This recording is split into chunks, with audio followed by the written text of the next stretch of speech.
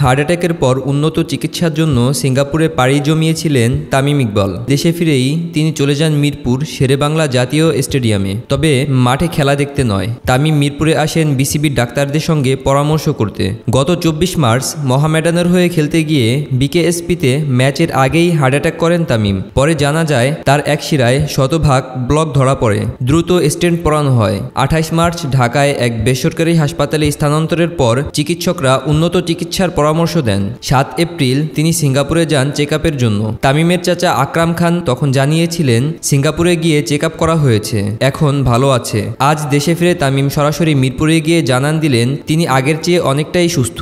তার এই উপস্থিতি ক্রিকেট প্রেমীদের জন্য স্বস্তির নিঃশ্বাস এনে দিয়েছে। তবে এখনই মাঠে ফেরার কোনো সিদ্ধান্ত হয়নি। তামিমের সুস্থতা নিশ্চিত করতে বিসিবির মেডিকেল টিম আরও কিছু সময় পর্যবেক্ষণ করবে। তবু তার মিরপুরে হাজিরা একটাই বার্তা দেয়, তামিম ফিরছেন ধীরে ধীরে কিন্তু দৃঢ়ভাবে।